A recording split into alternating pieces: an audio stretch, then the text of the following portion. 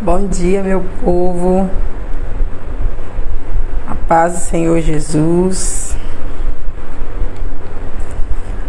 Glória a Deus.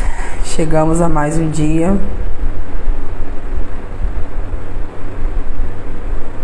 Glória a Jesus. Bom dia, Cláudia. Bom dia, Iralba. A paz do Senhor, gente. Como vocês estão? Glória a Deus. Bom dia, Vanderleia.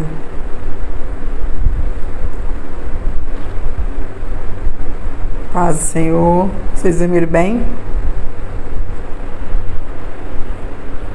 Até aqui nos ajudou o Senhor.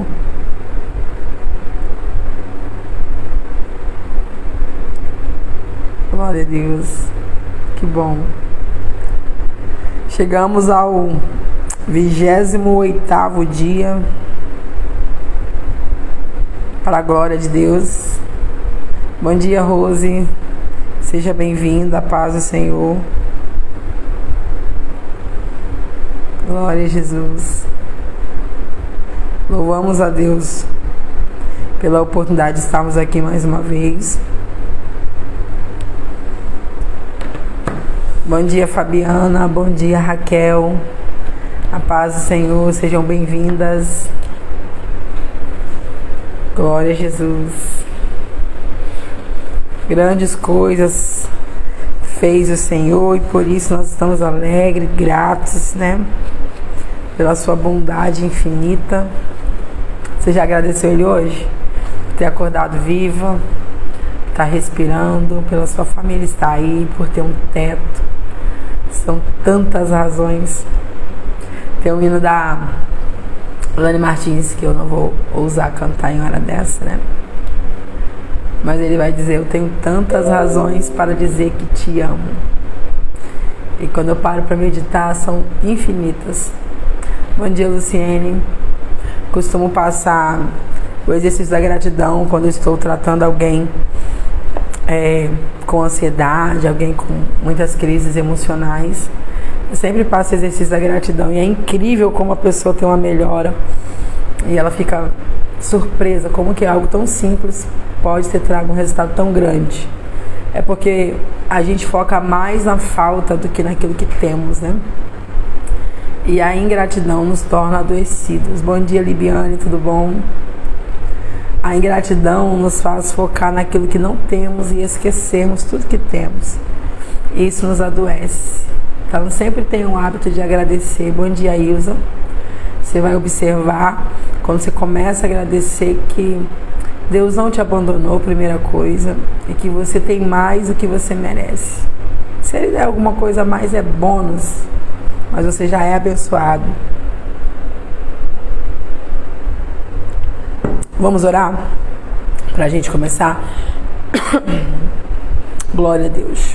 Pai, nós te adoramos, te agradecemos por mais um dia de vida, agradecemos pela noite que passou, te louvamos pela vida da nossa família, pela oportunidade de estarmos aqui para falar um pouco mais do Senhor, da Tua Palavra.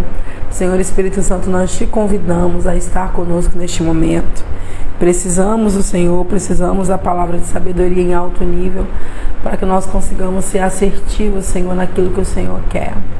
Abra o nosso entendimento, repreenda todo impedimento, que o Teu poder flua, que a Tua unção esteja presente, assim como esteve ontem, Senhor. Em nome de Jesus, amém. Glória a Deus. Bom dia, Márcia. Uma coceira na garganta de repente, gente. Você deu uma limpada assim, umas tossidas, vocês perdoa, tá? Bora lá então, hoje é o nosso 28º dia. Bom dia, Sandra. 28 dias hoje. E lá no nosso livro, o tema de hoje vai ser Isso Leva Tempo. Então hoje lá no livro é o último capítulo do módulo, né, do terceiro propósito, que é Jesus, que Deus quer te transformar à imagem perfeita de Cristo, né? Então, nós vimos até agora 3 propósitos, ok? 3 propósitos. Ainda bem que você já sabe, né, Márcia? Senão você não achava. Às vezes as pessoas ficam esperando aparecer e acham que não entrou, porque não entrega mesmo. Bom dia, Mariane. Então nós trabalhamos aqui os 3 propósitos coletivos principal para qual Deus te criou, né? Que é agradar a Deus, ter o relacionamento com Deus, né? Crescer nele e agora transformar na imagem de Cristo, né? Fazer parte da família de Deus e transformar-se na imagem de Cristo. E hoje é o último capítulo lá no livro sobre essa parte de que Deus quer que você seja a imagem de Cristo. E esse tema de hoje lá no livro, hoje nós não vamos seguir ele aqui, o tema lá hoje é Isso Leva Tempo, que vai falar exatamente do tempo de maturidade, né? Que você não aceita Jesus hoje, já está a imagem perfeita dele amanhã, né? Não é uma coisa que acontece em instante, leva tempo, né? E aí a gente vai ver que o nosso aprendizado é lento, por isso que leva tempo, né? Nós temos muito para desaprender, por isso que vai levar tempo para essa maturidade, porque em nós está internalizado muita coisa errada, né? Muita coisa que é da cultura, muita coisa que foi da formação, muita coisa que os nossos pais passaram para nós e que não condiz com a imagem de Cristo. Então, por isso que leva tempo para a gente estar a imagem de Cristo, né? A imagem perfeita dele, porque uma boa parte da nossa vida cristã a gente vai levar tirando, né? Desaprendendo o que a gente aprendeu errado, né?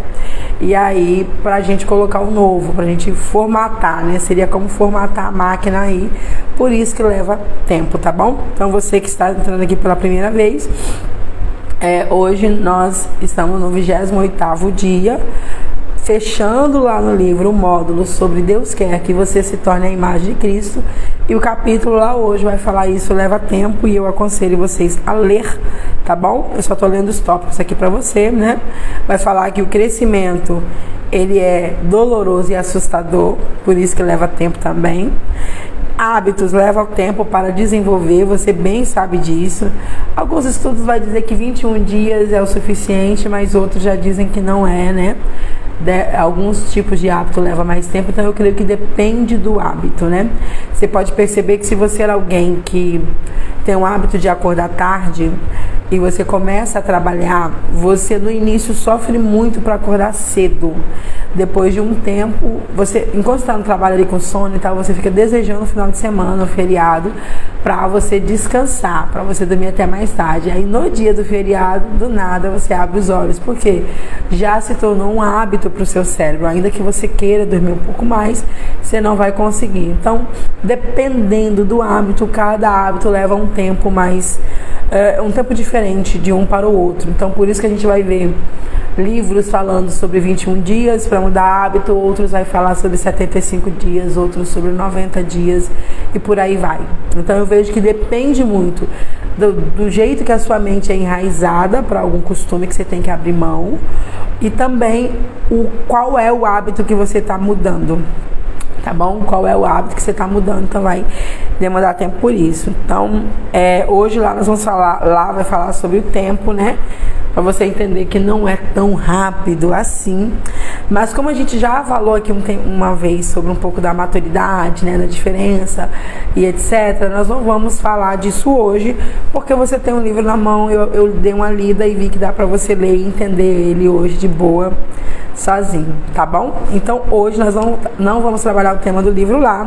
Hoje nós vamos falar, você é o único ungido para o seu propósito. Mas antes, esse vai ser o nosso tema principal, eu quero pincelar um aqui que eu não quero trazer tão profundamente, mas eu quero pincelar para você, que é o seu propósito pode parecer pequeno e ainda assim ser a chave mestra para uma grande cadeia de milagres. Então, não existe propósito insignificante, tá bom? Existem propósitos diferentes. Eu percebo que o propósito diferente, eu posso falar assim, pelo tempo de vida, né? De experiência, a gente tem um cadinho de tempo na estrada. É muito normal na nossa jornada cristã a gente se comparar, porque às vezes alguns tipos de propósito parece ser mais importante até por causa da evidência que ele traz. E a nossa vaidade, muitas das vezes, de querer ser igual ou de querer estar em evidência, nos faz achar que os únicos propósitos mais importantes, né, de grande expressão, é os que vai soprar nosso nome, o que vai ficar evidente, o que vai trazer reconhecimento. Então, isso às vezes é por causa da nossa vaidade humana mesmo. Então, às vezes eu vou desconsiderar algo que eu fui chamado para fazer, algo que eu tenho, porque eu considero pequeno diante daquele que me atraiu, daquele propósito que me atraiu. Porque às vezes você foi convertido, você, no caso, conheceu Jesus, porque alguém foi usado dentro do propósito dele. E foi para você um toque tão grande, tão expressivo, e você quer que as pessoas sintam através de você a mesma coisa, e você quer ser usado do mesmo jeito, entendeu? Então é muito natural na jornada da gente se encontrar. E quando você descobre a sua aptidão, o que Deus está te chamando, você achar que o seu propósito é insignificante. E não existe propósito insignificante. Ainda que o seu propósito pareça ser pequeno, ou possa ser pequeno, ele pode ser a chave mestra de grandes milagres. E aí a gente tem um exemplo daquela serva de Naamã, né? Da esposa de Naamã. Ela é a serva da esposa, a Bíblia nem fala do nome dela. Mas o propósito dela, você olha assim, gente, é pequena, serva, né? Provavelmente ela nem foi comprada, talvez foi levada, né? Comprada no sentido de vir na cidade e comprar honestamente da família, mas quem sabe ela foi sequestrada e lá dentro ela foi vendida para essa família, e ela só vai apontar, ela não fez nada, ela aponta, não é ela que ora para o seu patrão ser curado, né? Mas ela vai comentar, quem dera, oxalá o meu Senhor estivesse lá na minha terra e conhecesse o profeta de Deus, ele saberia, se ele conhecesse o meu Deus, que há cura. E olha para você ver, o propósito pequeno porque ela está como serva, mas foi usado para um grande milagre. Então não despreze aquilo que Deus te dá, tá bom? Até porque quando nós olhamos para a igreja como corpo de Cristo, nós vamos ver que todos os membros do corpo são importantes para o funcionamento desse corpo. E nem todos os membros principais, os vitais, gente, geralmente não aparecem, né?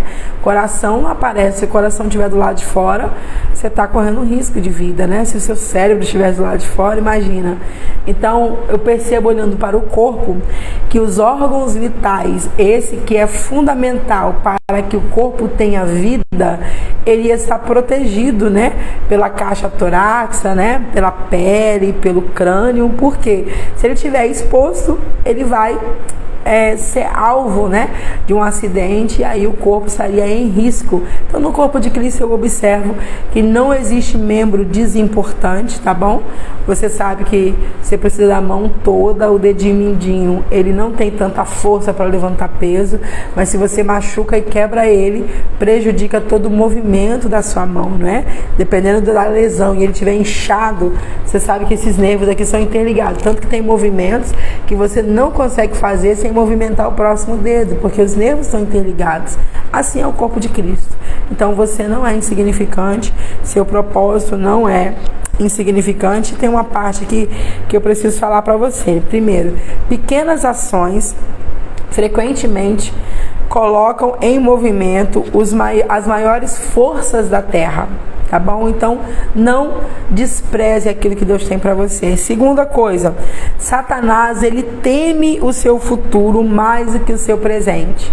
Então, no seu presente, costuma o diabo querer te amedrontar, te deixar, te trazer essa sensação de pequenez para que você ache que é insignificante e você não viva o seu propósito. Por quê? Porque quando você viver, é no futuro que você vai trazer prejuízo para ele.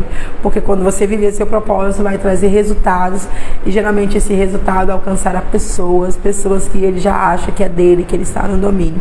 Tá? tá bom? Então eu só queria pincelar isso aqui, porque é muito natural a gente comparar. A gente entra na questão de comparação e a gente acaba desprezando o que Deus tem para nós, porque a gente compara com o chamado do outro. Às vezes não é nem questão do propósito, né? Com a evidência do chamado do outro, faz a gente achar que o nosso não serve para nada, tá bom? Então bora para lá, bora pro tema de hoje. O tema de hoje é: você é o único ungido para o seu propósito.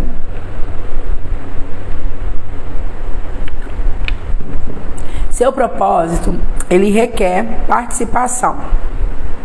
Só que ninguém pode discernir isso por você. Então ninguém pode discernir o seu propósito por você. Ninguém pode buscar isso por você. Ninguém pode contemplar isso por você. Romanos 14, 12 vai dizer: de maneira que cada um de nós dará conta de si mesmo a Deus. Então uma das coisas que nós vamos ver aqui é que eu não posso deixar de viver meu propósito porque eu estou jogando a culpa, né, sobre o outro. Eu não vivo meu propósito por causa do fulano, do ciclano, do esposo, da esposa, por causa de alguém. Porque quem vai dar conta no último dia, entenda, seu marido te impede de viver o propósito. Aí você se agarra nisso e aí você se acomoda, você não se esforça, não vive o propósito. No último dia, querida, seu marido não tá lá para prestar conta do seu, ele tem que prestar conta do dele. Entendeu? Então no último dia é você e você mesmo diante do trono, né, do tribunal, para prestar conta das suas obras, o que você fez com que Deus confiou a você. Por isso que o céu não vai aceitar desculpas, tá bom? O céu não vai aceitar desculpas, porque cada um vai dar conta, entendeu? Não tem como alguém dar conta por mim.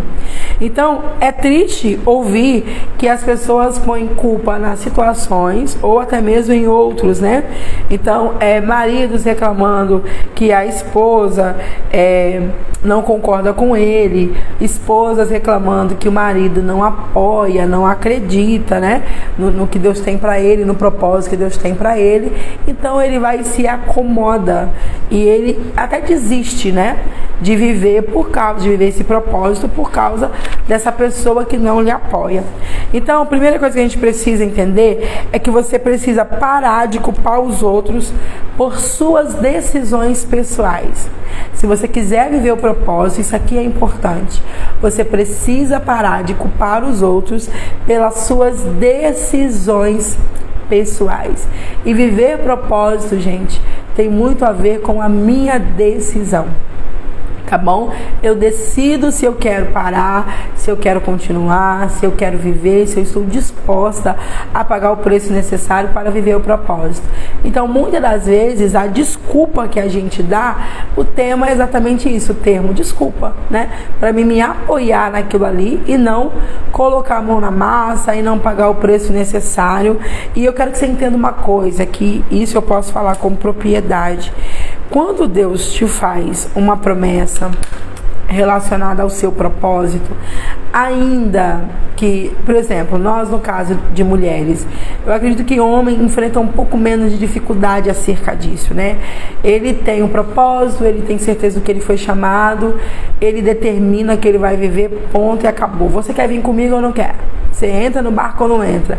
Já a esposa não tem muito essa opção, né? Até por causa da submissão e no sentido da interpretação errada da submissão, muitos homens vão querer usar a Bíblia para pressioná-la, dizendo: eu sou cabeça, você tem que submeter a mim, e eu estou dizendo que você não vai fazer. E alguns vão chantagear, dizendo, colocando em xeque a sua obediência a Deus, vão dizer que você não é submissa, podem dizer que você não vive o que você prega, o que você ensina, e por aí vai. Só que o que eu percebo nessa jornada é que quando Deus ele tem um propósito estabelecido para você, gente, ele vai fazer. E se porventura, de forma genuína, não é uma desculpa sua, é alguém se colocando no seu caminho, toda pedra que se colocar no seu caminho, Deus vai tratar com essa pedra. E se for necessário, Deus vai tirar essa pedra. Então Deus pode, na jornada, converter a pessoa, fazer ela se render a entender que é o chamado e não tem como fugir. É uma das coisas que eu percebo muito, sabe? Deus mudando o entendimento do outro que era contra, que não apoiava, que de certa forma se colocava como opositor. Deus mudando o entendimento da pessoa, entendendo que não tem como fugir daquilo ali e que é mais vantajoso apoiar do que ser opositor. Mas em alguns casos Deus também pode tratar de forma com dor, inclusive para que a pessoa entenda. E em último caso, sim, Deus pode tirar. Acontece, tá bom? Eu já vi vários testemunhos de pessoas que Deus tirou, que era exatamente alguém em abuso do poder, né? Se colocando como opositor do propósito, e Deus simplesmente tirou. E Deus faz, porque o que Deus tem ali é maior. Você precisa entender, eu acredito que está claro para vocês, que o propósito não tem a ver com a gente. Tem a ver, primeiro, com Deus, é a vontade dele. Segundo, gente, com tanto de pessoas que serão ganhas, que serão salvas, porque eu estou cumprindo o meu propósito. E se uma alma vale mais para Deus do que o mundo inteiro, medita comigo. Imagina que no seu propósito, incluído no seu propósito, vamos imaginar, conjecturar, que no seu propósito esteja ali que você será um ganhador de almas e será um ganhador de 2.000 vidas. Se uma vida vale mais que o mundo inteiro, imagine que 2.000 vidas estão ali na terra para ser ganhas através de você cumprir o seu propósito. E tem um opositor te impedindo de viver o propósito. O que você acha que Deus vai fazer, gente? Então Deus pode converter, Deus pode mudar o entendimento, Deus pode tratar, e em último caso eu percebo que Deus também pode tirar de alguma forma essa pessoa, inclusive da forma mais terrível para nós, né, que é tirar, como dizem, desse plano, tá bom? Então você não pode usar como desculpa, porque ainda que de forma genuína você seja impedido de fazer e de cumprir, você vai levar para Deus. Pai, tá aqui, eu tô disposto a viver, eu entendi que o Senhor me chamou, o Senhor sabe, eu já alinhei a casa, já estruturei tudo, tá tudo certo, mas tem esse empecilho aqui. Eu não tenho como fazer, não tem como eu ir sem resolver essa questão. E aí? E agora? Então, estou falando com o Senhor, tá aqui, estou aqui para viver, mas e agora?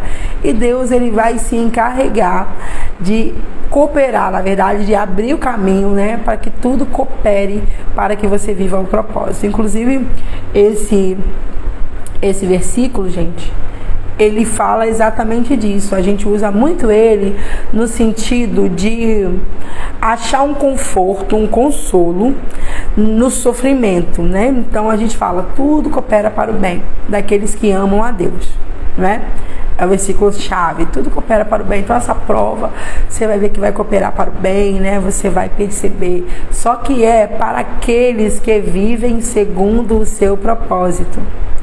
Esse é o restante do versículo.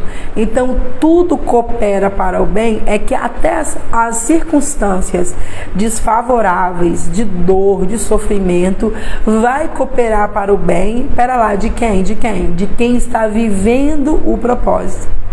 De quem está disposto a viver esse propósito. Então tudo vai cooperar para que o propósito seja concluído, entendeu? Então todos os percalços da vida vai cooperar.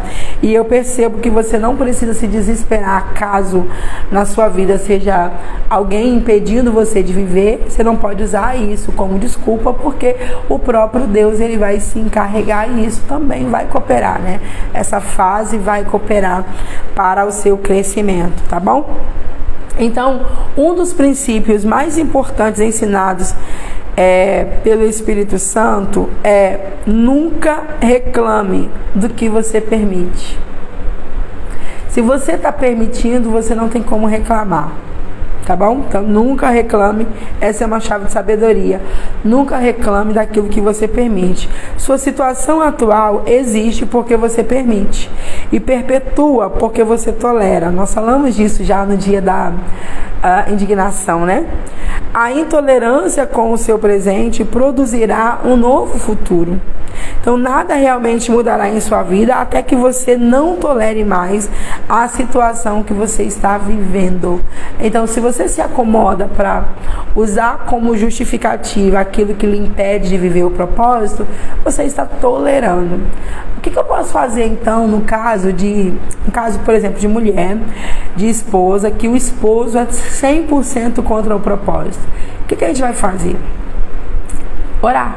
Você vai levar essa causa para Deus. Primeira coisa que você vai fazer, levar essa causa para Deus. Pai, está aqui, o Senhor está vendo, conhece a sinceridade do meu coração, conhece a minha entrega, sabe do que o Senhor tem para mim, conhece, né, o coração da outra pessoa, e eu estou te apresentando.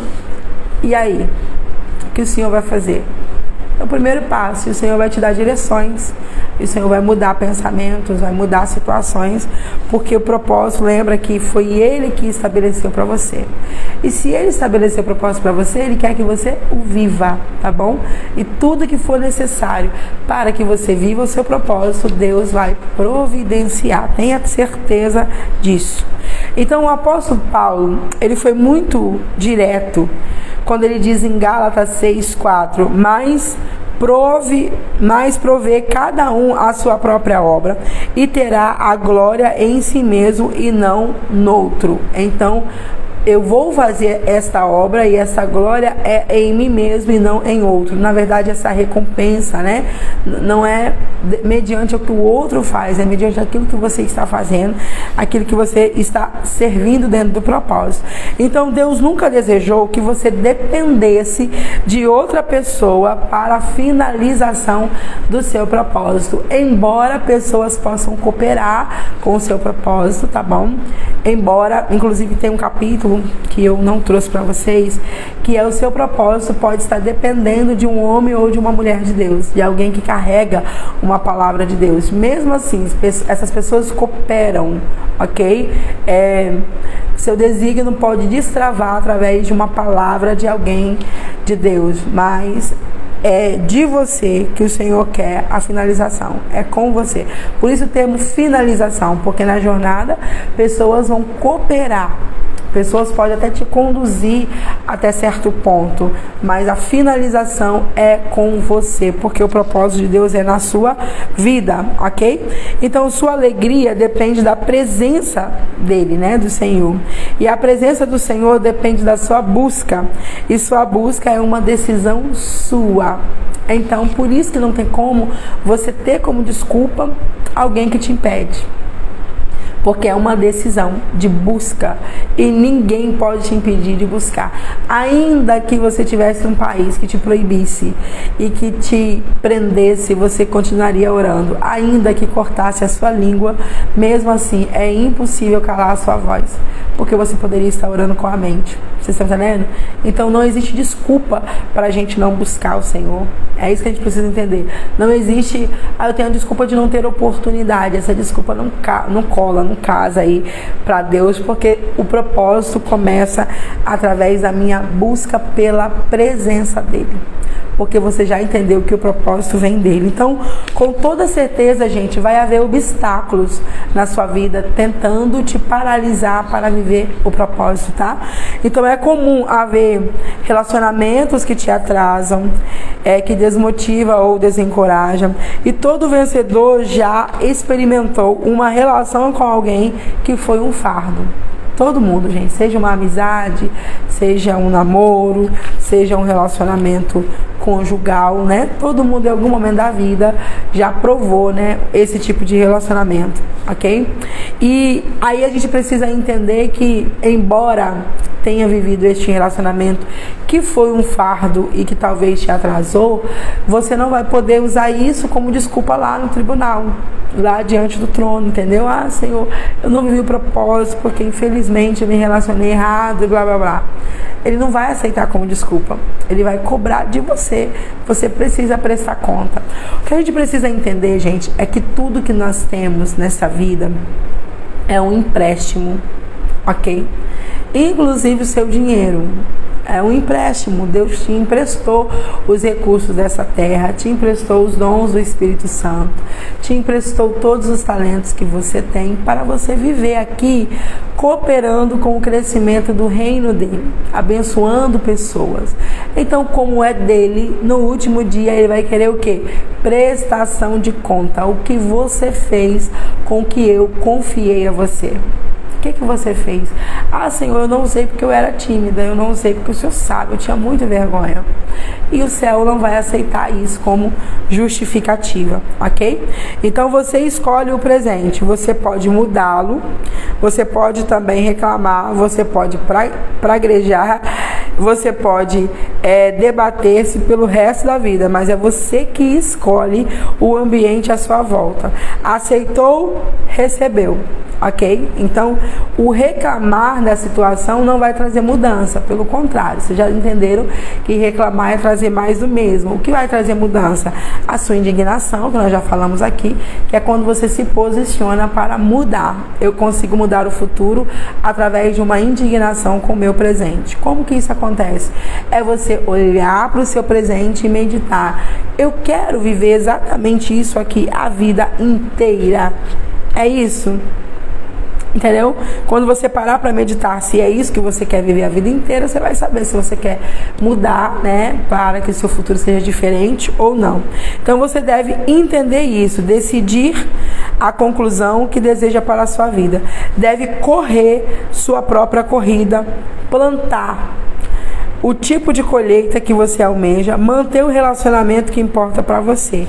E aí Paulo vai falar sobre isso, que é o assumir o compromisso, né? Ele diz, deixa eu ver o texto, 2 Timóteo 4:7, né? Paulo, ele assumiu a responsabilidade por seus atos.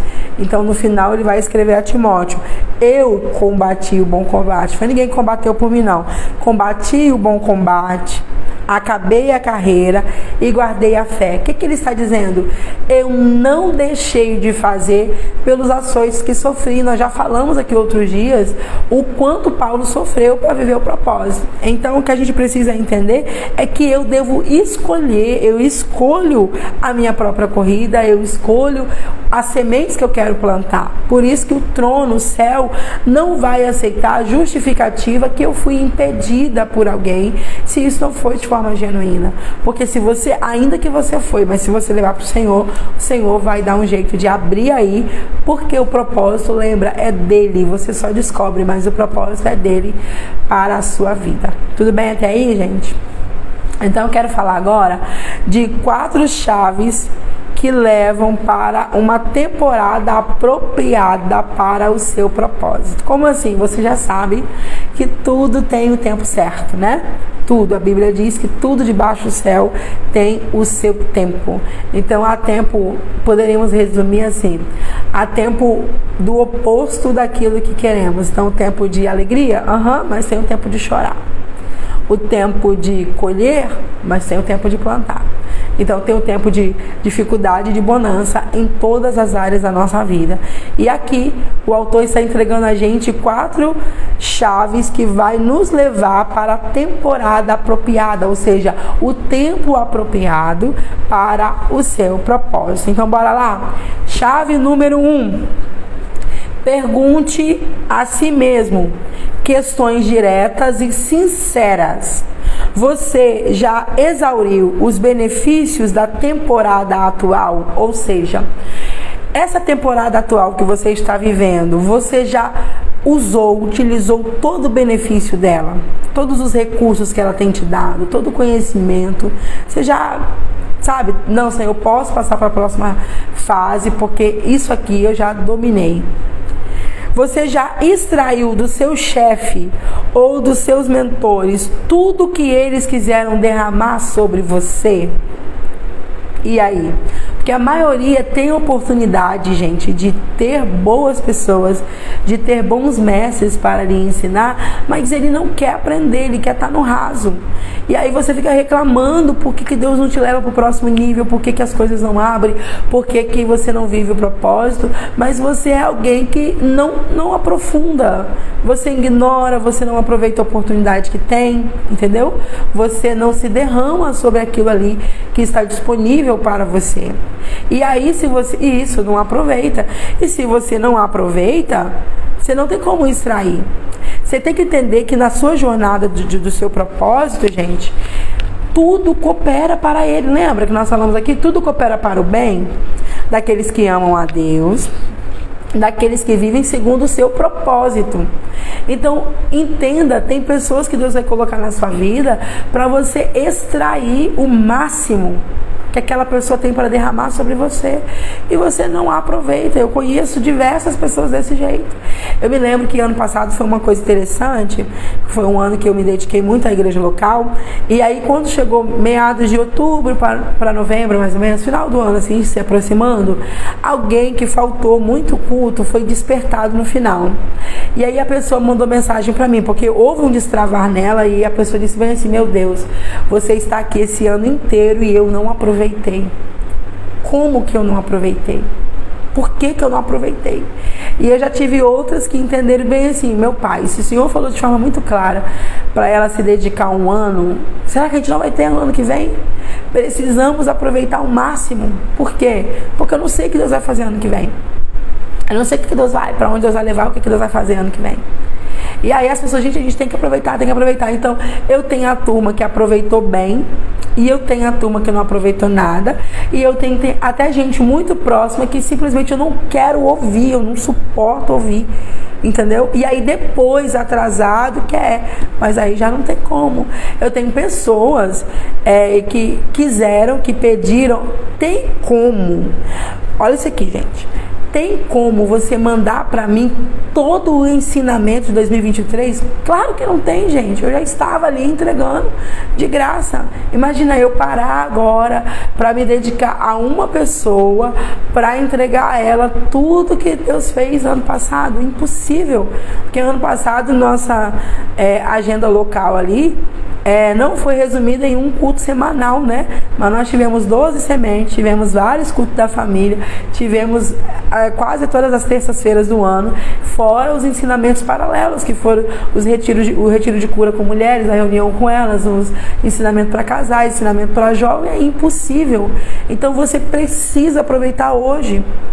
Você está entendendo? Você tem que aproveitar o hoje, porque você não sabe. Exemplo, se eu compro o ensinamento de um livro, eu preciso aproveitá-lo, mas eu vou procrastinar, que a maioria de nós procrastinamos. Por quê, gente? Porque o livro está aqui. A hora que eu quiser, eu vou lá e leio. Ele está aqui acessível a mim. O conhecimento já está descrito aqui. A não ser que algo aconteça, acidente, por exemplo, quando minha casa foi inundada, se minha biblioteca estivesse embaixo, teria perdido meus livros. Graças a Deus não estavam. E aí tem isso ainda, né? Você não sabe o que pode acontecer para você perder. Mas nesse sentido, eu tenho aqui, eu posso ir lá. O conteúdo que eu quero exaurir de alguém está gravado. Ok, eu corro o risco de não aproveitar, porque a gente tem essa tendência a procrastinar, mas está ali, eu posso ir lá e acessar. Mas, gente, quando você tem de alguém ao vivo, pelo amor de Deus, aproveite. Primeiro que você não sabe nem quanto tempo, né, essa pessoa estará viva, né? Para começar. Então, extraia o máximo dos seus mentores, de toda pessoa que Deus for usar para derramar sobre você. Seu planejamento revela que você honrou suas prioridades aos olhos de Deus. Então, por isso que o planejamento é importante. Você se superou e deu o seu melhor. Àqueles com quem você trabalha. Então essas aqui são as perguntas. Primeira chave aqui é pergunta, tá bom? Então quais são as perguntas? As perguntas são: você exauriu todo o benefício desse tempo, dessa temporada atual? Você extraiu dos seus chefes e mentorados tudo que eles tinham para derramar sobre você? Seu planejamento revela que você honrou suas prioridades aos olhos de Deus? Porque essa aqui até eu errei, gente. Seus planejamentos mostraram que você honrou? Porque a gente vai vivendo muito a vida, sabe? Vai vivendo muito a vida assim, um dia de cada vez, mas não no sentido de extrair o melhor de cada dia, mas de achar que nós vamos ter tempo. Então a gente procrastina nisso, a gente deixa para amanhã, a gente deixa para depois, né? E você superou e deu o seu melhor para aqueles com quem você trabalha. Como assim? Tanto pessoas que você trabalha no sentido de trabalho físico, né, secular, quanto com seus liderados, com quem está na igreja com você. Você deu o seu melhor. Então você precisa fazer essas perguntas, tá bom? Aí, já tem alguém querendo aproveitar para sugar. Entenderam? Então aproveite e dê o seu melhor. Então, se não tiver dedicado ao máximo da sua vida no presente, não está qualificado para ingressar em seu futuro, pois ele é uma recompensa e não uma garantia. Olha isso aqui, gente. Meu Deus, o futuro é uma recompensa. O que é recompensa? O que você entende por recompensa? Seu salário é uma recompensa. Seu salário não é uma garantia. Se você não trabalha, você não recebe. É ou não é? O que é garantia? A aposentadoria, né? Tá lá, mas você sabe que aquela garantia mínima estabelecida pelo governo. Mas até essa garantia, ela é uma recompensa de uma vida inteira trabalhada. Você já observou? Que até a aposentadoria é uma recompensa de uma vida inteira trabalhada. Então, queridos, o seu futuro, ele não está garantido. Meu futuro está garantido, estou de boa, sou filha do rei. Não, ele é a recompensa do que você faz com o seu presente. Então, se você não tiver dedicado ao máximo da sua vida no presente, o que é o presente, gente? O hoje, o agora. Se você não tiver dedicado o máximo da sua vida no presente, você não está qualificado para o futuro, porque o futuro não é uma garantia, ele é uma recompensa. Você não recebe o salário na sua empresa antecipado. Você trabalha primeiro para receber depois. É ou não é? Ele é a recompensa dos dias trabalhados. Uma recompensa do acordar cedo ali por quase 30 dias. Eu digo quase porque você não trabalha finais de semana e feriados, né? Por você pegar ônibus lotado, por você andar em pé no ônibus, por você ir trabalhar com dor, por você deixar filho doente e ir trabalhar. Então você tem uma recompensa no final. Vocês estão entendendo? Aleluia! Entenda isso, seu futuro é a recompensa do que você escolhe, do que você se dedica hoje no presente. Foi isso que o apóstolo Paulo fez, né? Por isso que ele fez essa declaração após discutir a qualidade de sua luta no final da jornada. Então, ele vai dizer em 2 Timóteo 4:8: desde agora a coroa da justiça me está guardada, a qual o Senhor, o justo juiz, me dará naquele dia, não somente a mim, mas também a todos que amaram a sua vinda. Que amarem a sua vinda. Por quê? Porque se eu amo a vinda dele, eu me dedico ao trabalho a ele. Eu sei que ele vem e que eu preciso prestar conta. E porque eu estou trabalhando aqui, eu tenho uma coroa de justiça para receber. Então nós temos aqui, podemos dizer que nós temos dois futuros, gente, que depende do que eu faço no presente. Como assim dois futuros? O futuro no sentido da minha vida terrena, como ela será, ok? Como será a minha vida num todo, né? E o porvir, a vida eterna. Então, como será a minha eternidade? Onde eu passarei? Como será a minha eternidade? Depende daquilo que eu faço no presente, ok? Como assim? No presente, você mata, adultera, rouba, critica, fala mal, julga, mente, Seu coração é feio. Seu coração é feio, é sujo. E aí, você quer um futuro no céu. Vocês já observaram? Velório, na verdade, post de luto de quem morreu no tráfico. As pessoas dizendo: ah, agora ele é uma estrelinha. Agora ele está com os anjos. Agora ele está no céu. E claro que temos que crer que no último momento tenha dado tempo da pessoa se arrepender. Gente, mas a maioria não deu. A maioria não deu. O cara morreu no auge de um tiroteio. Ele também estava atirando e matou alguns. E a gente quer falar que está no céu, gente. Você está entendendo?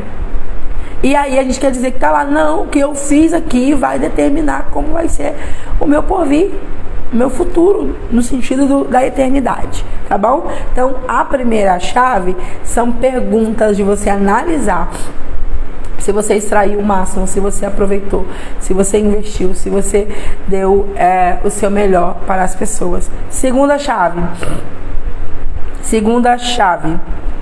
Você tem investido tempo suficiente na presença de Deus para ouvir a voz do Espírito Santo?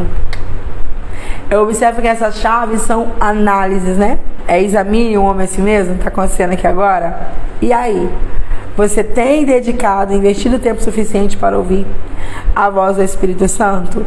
Ele é o seu mentor e conselheiro. E é uma das coisas que eu sempre oro falando com ele: Pai, Espírito Santo, seja o meu mentor, seja o meu mestre, me ensina. Os livros, as pessoas podem ensinar as experiências deles, mas o Senhor conhece, porque principalmente no sentido dos dons, o dom é teu, né? Então ninguém melhor do que o Senhor para falar como funciona. Então eu tenho orado para que ele seja o meu mentor, uma das coisas que eu peço todo dia, né? Então ele é o seu mentor e ele também é o seu conselheiro. Se não estiver falando ao seu coração diariamente e observando seus atos contínuos de obediência, nada em sua vida estará livre de erros. Porque a gente erra muito, gente. Quando a Bíblia diz que o nosso coração é enganoso, você tem que entender o seguinte: o nosso coração pode enganar nós mesmos.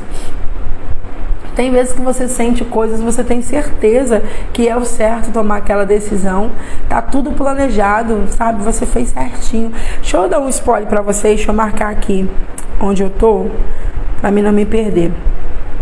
Deixa eu dar um spoiler pra vocês. Estava gravando a aula ontem do curso Filhinha de Papai, né? E nós estamos no módulo sobre orfandade. E ele está assim muito além de tudo que eu já entreguei na igreja, no curso que eu fiz na igreja grátis e etc. E aí teve um ponto que me chamou muita atenção ontem, que me tocou muito. O órfão, ele tem necessidade de mandar, de controlar, né? Porque o órfão quer ter controle. E ele tem necessidade de controlar até pra cima, inclusive controlar Deus. Agora, olha isso aqui que caiu assim, sabe? Que eu falei, uau, Senhor. E até pedir perdão, por muitas vezes a gente faz assim. A nossa forma de orar, fazendo planos assim: Pai, aí o Senhor faz assim, manda pra cá, porque se o Senhor mandar X, porque dá pra vir, tá? X, se eu fizer vender, é isso aqui, ó, vai dar X certinho, aí deu certo, tá bom? Isso é querer controlar Deus. E de propósito Deus não responde. Quem já observou que mesmo orando, você traçou o plano bonitinho e deu sugestões a Deus e Deus não fez do jeito que você orou? Quem já notou? Você já tem uma vida dependente dele, você já tem uma vida de oração e jejum, né? Você tem uma vida com Deus. E aí você tem o hábito de, quando a gente vai orar, é muito natural a gente fazer isso, a gente traçar o plano. Por exemplo, Senhor, eu tô saindo da empresa, mas eu tenho alguns clientes, tem uns freelancers aqui, que às vezes, digamos que você tem um freelance que te dá até mais do que o salário. E aí, você quer sair da empresa, o próprio Deus tem falado pra você sair da empresa para viver para Ele. E aí você, não, dá tranquilo para mim sair e viver para o Senhor, porque eu fiz as contas aqui, só o que eu faço por fora, eu tiro mais do que o meu salário, tem mês, então eu creio. Aí você vai negociar: Pai, eu tô saindo da empresa, mas aqui, O Senhor continua mandando esses clientes aqui, ó, de freelance, esses clientes por fora que o Senhor me mandava antes. O Senhor continua mandando. Se o Senhor mandar no mesmo nível, tá tranquilo. Dá para me dedicar à sua obra tranquilo, porque eu consigo fazer isso aqui nesse tempo e eu vou garantir o sustento da minha família. Aí parece que de propósito não aparece nem um. Por quê, gente? Spoiler lá do curso, hein? Por quê? Deus não faz porque Ele sabe que é a sua orfandade orando, querendo mandar até nele. Uau! Olha que interessante. Ele não faz. Você vai observar que você traça o plano, você fala por aqui, por cá, Senhor, se o Senhor fizer assim, a gente desenha bonitinho, né? E Ele não faz. Não é porque Ele é mau, não. É porque Ele está tratando em nós orfandade para nos curar. E Ele sabe que a orfandade quer mandar até nele, mesmo disfarçado de sugestão. Fala se não é um tapa, porque doeu em mim. Porque doeu em mim, gente. Porque é hábito nosso. Da gente... Uau, eu sinto a quintura agora no pescoço, mas está indo até a parte quase mais baixa das costas, gente. Que delícia. Glória a Deus. Então Deus está falando com alguém aqui além de mim. É um hábito nosso. E foi um hábito meu até recentemente. Deve ter, talvez, nesse mês de janeiro passado, né? Nós já estamos em fevereiro. É que eu mudei a oração, que eu falei com Deus que eu ia parar de apresentar a Ele o projeto do meu jeito, porque eu tinha visto que do meu jeito Ele não estava fazendo. Pai, qual é o seu jeito? Estou te apresentando a situação. Eu tenho um problema, o problema é esse. O que o Senhor vai fazer como eu não sei, mas está aqui. Estou te entregando. Entende? Então, eu trabalho, gente, a paternidade, eu estudo sobre paternidade, são 6 anos já. E entenda que em mim ainda eu encontro. Em mim ainda eu encontro muitas coisas a ser tratadas. E na minha orfandade, eu quero mandar em Deus. Você não manda em Deus dizendo, faz agora o que eu estou mandando. Você tem essa consciência que Ele é Deus. Mas você manda em Deus, sugerindo a Ele que Ele faça assim, Senhor, se o Senhor vir por aqui, curvar aqui, tal, já deu tudo certo. Você só precisa fazer isso aqui, ó. Só isso aqui, tá bom? Aí deu certo. Me doeu, cara. Eu falei, uau, Senhor, uau. Aleluia. É isso, porque para tratar a orfandade você tem que depender dele. Descansar nele é descansar, gente. É entregar para Ele e descansar mesmo. Entendendo que Ele sabe qual a melhor forma de fazer. Então isso para mim ontem foi uma aula que eu gravei ontem. Ontem eu consegui gravar uma aula apenas, mas foi a aula, sabe? Quando eu gravei, Jesus, eu vejo o Senhor me tratando ainda enquanto eu estou aqui. A gente ainda vê algumas coisinhas ainda a ser tratada, e isso é maravilhoso, porque enquanto nós estamos aqui nessa terra, nós precisamos melhorar. Entenderam? Então, Deus não faz. Tem oração que Deus não tem te respondido, porque Ele sabe que é a sua orfandade querendo mandar nele. De propósito Ele não faz. Vocês estão entendendo? De propósito Ele não faz. Para tratar em nós. Para tratar em nós. Aleluia. Glória a Deus. Deixa eu continuar, gente.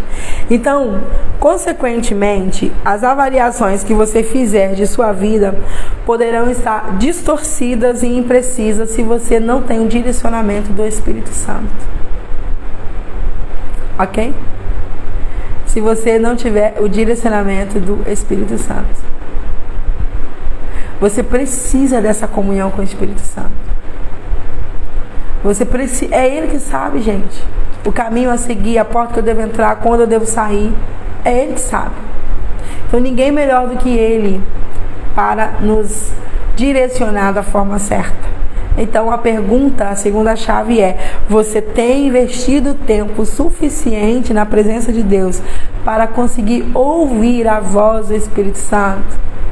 E isso demanda tempo, porque a gente é imediatista, a gente vai para o lugar de oração querendo a resposta de sim ou não agora, de forma clara. Deus fala. E aí, vou ou não vou? E Deus? Calado. Calado. Aleluia. Terceira chave. Você tem vivido em rebelião contra qualquer lei de Deus?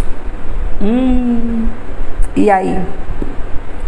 Lembra, essas chaves são para te levar para o tempo apropriado do seu propósito.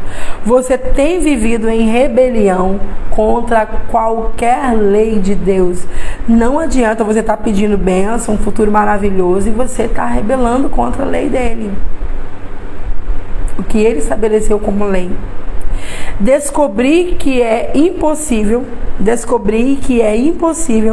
experimentar uma paz total quando um momento de minha vida diária está em oposição às leis divinas. Então, para mim sentir essa paz, eu preciso andar de acordo com as leis dele. E aí? E aí? Verdade. A Mariana está dizendo, às vezes queremos que ele faça, mas quando ele começa a agir, começa a doer e já queremos que ele tire a mão dele. E ele tem o jeito dele de fazer. Ele tem os caminhos dele. Gente, no dia da enchente lá em casa, que eu disse pra vocês que eu fui invadido por uma paz, claro que a paz que eu sentia no momento, eu não tinha o esclarecimento que eu tenho hoje, eu só tinha paz, tá bom? Era literalmente que excede todo entendimento. Mas olha que interessante, eu comentei com Deus em alguns momentos na casa que eu queria jogar, se eu pudesse, bem assim, eu passei a mão no sofá, varrendo a casa e parei com a vassoura assim, sabe quando você para bem assim pra pensar? Falei, pai, se eu pudesse, eu jogava tudo isso aqui fora, ia jogar lá na rua, fazer um entulhão pro caminhão levar e comprava tudo novo. Parece que o céu tava bem assim, anotado. Na minha cabeça, falando, era como se eu pudesse, tivesse dinheiro, eu ia lá na loja, eu comprava tudo novo, então eu tirava tudo inteiro, desmontado, colocava lá na frente arrumadinho para o caminhão levar, para o lixo levar, ou para quem quisesse, se alguma coisa servisse, pegar para si. E isso é bonito, é honroso, estou com dinheiro para trocar os móveis. O céu anotou. Tá, jogar na rua, né? Se eu pudesse jogar tudo... ok. Tá registrado.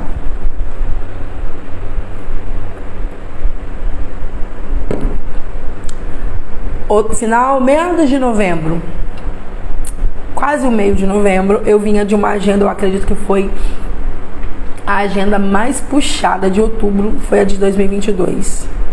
Gente do céu, achei que eu ia derreter assim no altar, apagar, não acordar mais, tão exausta que eu estava. Foi uma atrás da outra, que outubro rosa, né? E eu estava sem tempo para nada e muito cansada. Então eu estava cuidando da casa pelo meio dela. E eu precisava daquela faxina, sabe? Aquela de fim de ano.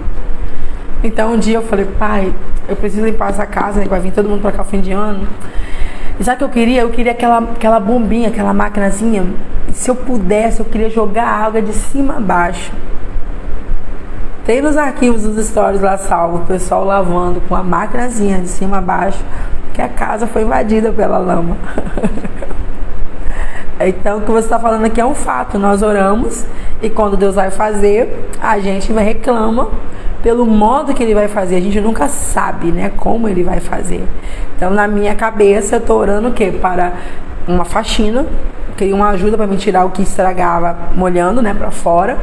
E eu queria ter a liberdade de lavar com aquela maquinazinha para lavar a casa de cima a baixo. Lavar, né? Ok. A minha mãe, quando eu era pequena, sempre dizia bem assim: Cuidado com o que você fala, porque os anjos ficam cantando santo, santo, santo, glória, glória, glória, exaltado, exaltado, exaltado. Aí tem um momento do coro que ele está amém, amém, amém. Se você fala na hora do amém, vai acontecer. Ela falava isso pra mim direto. E parece que naquele dia, gente, os anjos estavam na parte do amém. E aí quando eu falei, se eu pudesse eu jogava tudo fora. Ok, registrado, amém. Se eu pudesse, eu lavava aqui de quero lavar aqui de cima a baixo. Ah, lavar de cima a baixo. Água geral, né? Ok. Fechado. Ela falava pra mim como posso dizer? Na imaturidade dela, né? Da forma dela. Minha mãe não tem leitura. Engraçado que ela me ensinava a Bíblia sem ter leitura. Então era a forma dela entender que tem coisa que você fala e aí vai acontecer. Então ela falou, o santo fica cantando, tem a hora do amém, nessa hora. Se for coisa boa, deu certo. Mas se for coisa ruim, vai dar ruim. Então a gente ora e é incrível. Você ora, mas você não tem como ter controle de como Deus vai fazer. É isso que eu quero que você entenda. Você pode orar, Senhor, eu preciso de um milagre. Tenta imaginar um milagre. Eu preciso da transformação do meu marido. Deus transforma o meu marido, Senhor. Aí você não vai desenhar para Deus. Ah, porque se ele mudar aqui, mudar aqui, mudar colar, isso é a orfandade falando, querendo mandar nele, entendeu? Então, Senhor, eu preciso da transformação do meu marido. Tá difícil. Faz alguma coisa, Senhor. Porque olha aqui, olha esse homem, olha a cabeça dura desse homem, olha esse coração duro, Senhor. Aí, Deus, ok, filha, recebi sua oração. E se o tratar com seu marido for o leito? Aí você vai ficar, meu Deus, cura meu marido, pelo amor de Deus, tem misericórdia, não leva não, Senhor. Não, filha, não é que eu vou levar não, eu tô tratando mesmo. Eu tô tratando. Você não pediu pra me tratar? Tô tratando. Eu me lembro que quando foi essa parte da minha vida, há 16 anos atrás, Deus tinha falado exatamente isso. Eu fui daqui pra Cachoeira de Itapemirim, alguém que ninguém me conhecia naquele tempo, né? Então não é alguém que não me conhecia, não, ninguém me conhecia. Mas a irmã não me conhecia mesmo. E aí ela falou comigo, Deus usou ela pra falar comigo, olha, eu ainda não tratei seu marido. Eu lembro que essa profecia sempre me chocou, porque eu fiquei olhando, gente, Deus é Deus, Ele é grande, Ele sabe de tudo. E Ele está dizendo que não achou um meio. Porque foi bem assim, ó, eu ainda não tratei seu marido porque eu não encontrei uma forma de tocá-lo sem atingir você. Primeiro que eu me senti muito amada, né? Ai, Senhor, obrigada. Né? Ele, ó, eu quero tratar ele, eu vou tratar, tá bom? Mas não tem como eu fazer aqui sem você ser atingida. E realmente, gente, no caso do casamento, ó, exemplo, vamos imaginar que você tem um marido bem cabeça dura, coração fechado para Cristo, não é convertido, é contra as coisas de Cristo, não quer ir para a igreja, vamos imaginar isso. Só que ele é o pai, sabe? É Deus no céu e os filhos na terra. Ele é o pai. E você tem orado para Deus tratar esse homem. Você acha que Deus vai fazer o quê, gente? Para comover o coração desse homem? O que vocês acham? Aí na hora que Deus for tratar o pai tocando nos filhos, quem sofre junto? Os filhos, né? O filho ali com a enfermidade e você, a mãe. E eu me lembro que eu fiquei desse jeito o tempo todo, porque o Júnior era pequenininho. Cara, como eu chorava, Deus, por favor, menos o meu filho, não toca o meu filho, tem misericórdia, não toca o meu filho. Aí a minha orfandade, que hoje eu sei que é ela, foi explicar pra Deus, né? Eu fui lá, Senhor, aqui, nós dois aqui, conversando rapidinho. Falar uma coisa pro Senhor. Ele não é um pai que vai ficar em hospital. Ele não é um pai que perde noite de sono. Ele nunca acordou para me ajudar com a criança passando mal. Então, se o Senhor tocar no menino, o Senhor não vai estar tratando ele não, porque a vida dele continua normal. No máximo que ele vai fazer é ir no hospital levar roupa para mim. E olhe lá. Então aqui, pai, não tem lógica do Senhor tocar no menino. Eu explicando para Deus, entendeu? Mas claro, nessa situação eu sei que Deus não tocaria, porque naquela fase não ia ter efeito. Vocês estão entendendo? Então, você ora, mas você não tem como ter controle de como Deus vai fazer. Entende? Entenda isso. Você não tem como controlar a forma que Deus vai usar. Não tem como. E se Deus quiser fazer através de você, como se através de mim, que você viva a experiência para testemunhar que Ele faz. E aí? E se for a sua casa sendo usada como exemplo para revelar o poder dele? E aí? Então a gente tem que ter essa ciência. E o que vai me trazer paz nesse processo, gente?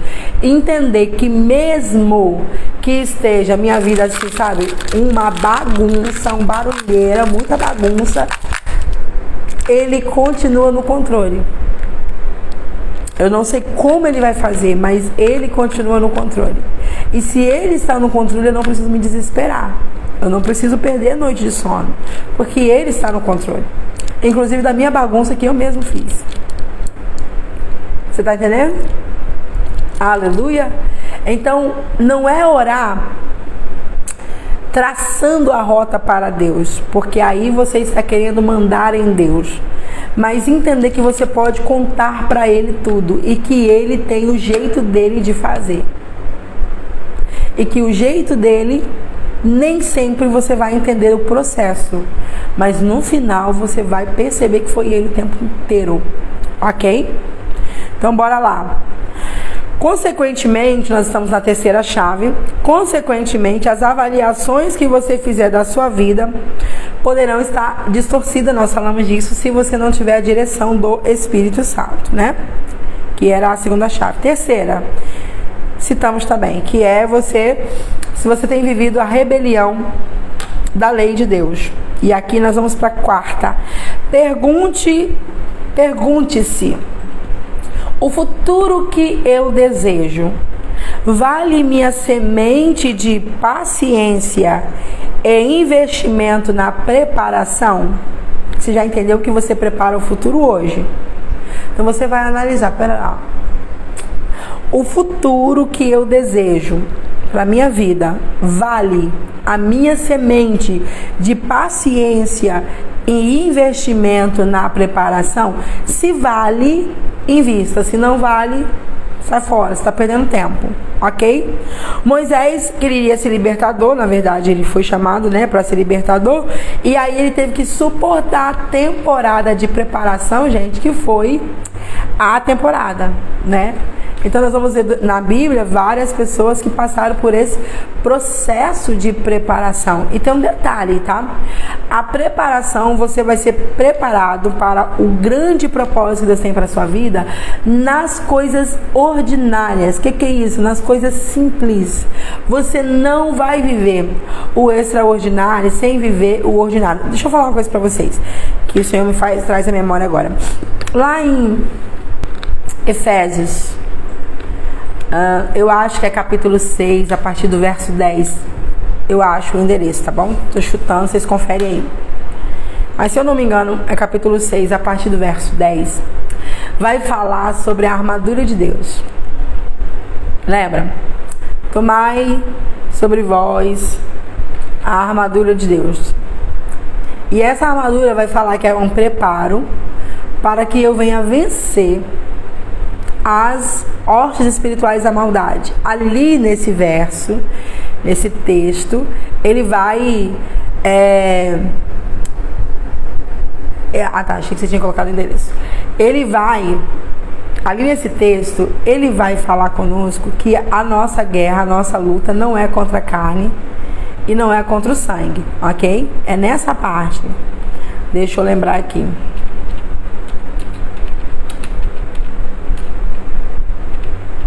Quero lembrar do início dele.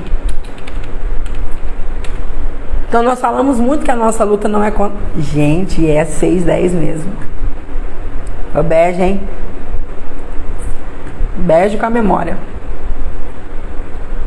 Capítulo 6 de Efésios, verso 10. Mas olha como que ele começa o versículo. Finalmente, fortalecei-vos no Senhor e na força do seu poder. Por que finalmente? Algumas versões, deixa eu ver se eu acho outra versão, para vocês entenderem. Tem uma versão que eu gosto muito, finalmente já traz para nós muito o que eu quero falar para vocês, mas eu quero que vocês vejam outros inícios. Para terminar, o versículo começa, para terminar. Outra versão, portanto. Outra versão, depois disso. Aqui fica claro para você entender. Efésios capítulo 6, a partir do verso 10, está falando para a gente tomar a armadura de Deus, né? Buscar essa armadura. E assim a gente vai estar revestido. Aí ele vai descrever a armadura, né? Coraça da justiça, o escudo da fé, a espada, blá blá, ok? E que essa luta é para nós lutarmos contra um inimigo que não é visível. E nesse texto ele vai descrever que essa guerra não é contra a carne nem contra o sangue, ela é uma luta espiritual, ok? Né? Então nós estamos falando de uma guerra espiritual, de um inimigo poderoso contra um inimigo poderoso, terrível. Isso está claro para você. Só que por que o texto começa finalmente? Portanto, depois disso. Por quê, gente? Depois de quê? Finalmente sempre vem depois de quê? O que aconteceu antes? Antes, o livro de Efésios vem trabalhando capítulo 5, capítulo 2, 3, 4 e 5, ele vem trabalhando guerras naturais. Capítulo 6, verso 10 está falando de guerra espiritual contra um inimigo poderoso. Poderoso. Ok? Mas a Bíblia, a versão mensagem diz para encerrar. Então vocês estão entendendo? Para encerrar. Encerrar o quê? Ele está dizendo então que só depois de eu vencer algumas coisas eu estou apto para me revestir com a armadura de Deus para lutar essa guerra espiritual contra um inimigo que é poderoso, contra a potestade, contra principados. Mas depois de quê, gente? Aí a gente volta. Vai ler os capítulos anteriores. Ele vai tratar: vós maridos amai vossas esposas, vós esposas submetei a vossos maridos, vós chefe honrai os vossos funcionários, vós funcionários empregados honrai o vosso chefe, filhos honrai vossos pais, pais não irriteis vossos filhos. O que ele está tratando aqui, gente? Do que ele está falando aqui? Que depois, só depois de eu vencer as batalhas diárias, naturais, cotidianas, é que eu vou estar apta para guerrear guerras espirituais.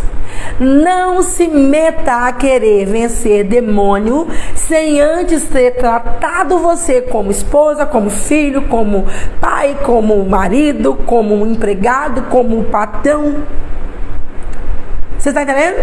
Então nós vemos no ministério isso acontecer muito.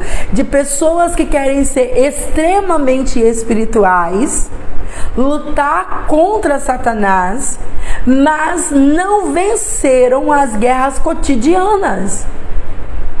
Eles não conseguiram cumprir os padrões cotidianos, os ordinários. Eu só posso ir para essa guerra extraordinária, porque nessa guerra sim, a guerra não é contra carne e sangue. E as outras, ela é contra carne e sangue? É, não contra pessoas, contra mim. Porque quando como filha manda eu honrar pai e mãe, tá falando para mim. Não é uma coisa contra meus pais, é eu aprender a honrar. Quando a mim vai falar para ser submissa, vai falar para tratar a minha soberba, a minha autossuficiência, a minha independência. Quando a mim, como funcionário, vai falar: vós, funcionários, honrem os seus patrões, vai falar que eu, como funcionário, preciso ser grato pelo meu trabalho e entender que Deus tem usado aquele homem, aquele chefe, para eu ter o pão de cada dia. E eu preciso tratar em mim o meu orgulho de achar que eu sou melhor do que ele. Porque se eu fosse melhor do que ele, eu tinha o resultado que ele tem, então eu seria o chefe. Se eu sou funcionário, quer dizer que ele tem um conhecimento que eu não tenho. E eu preciso me inclinar a ouvir esse cara ou essa cara. Aleluia! Vocês estão entendendo? Então nós temos muitos cristãos querendo viver o sobrenatural, essa guerra sobrenatural, sem antes ter vencido as cotidianas. Eu só estou apta para passar para o próximo nível depois do treinamento na vida cotidiana. E isso vale para o propósito. Davi é ungido a rei e volta para onde?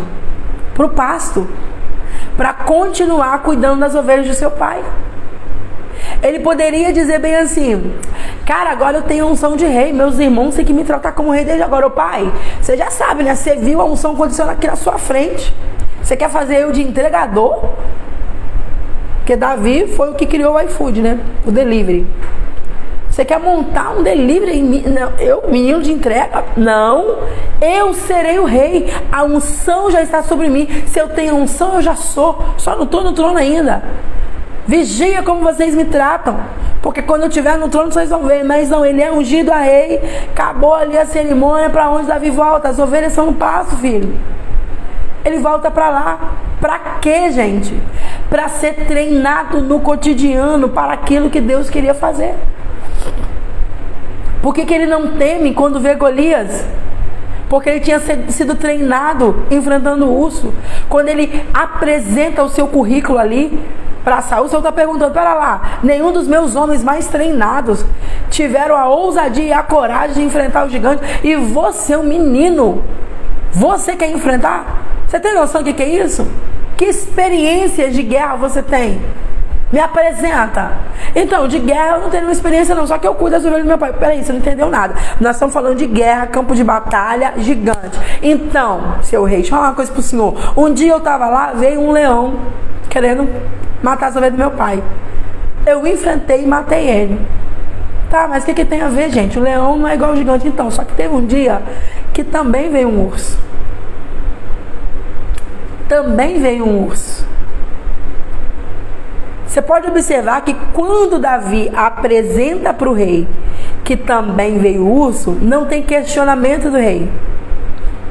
O rei tenta ajudá-lo. Faz o seguinte, então, vai, beleza, você está pronto.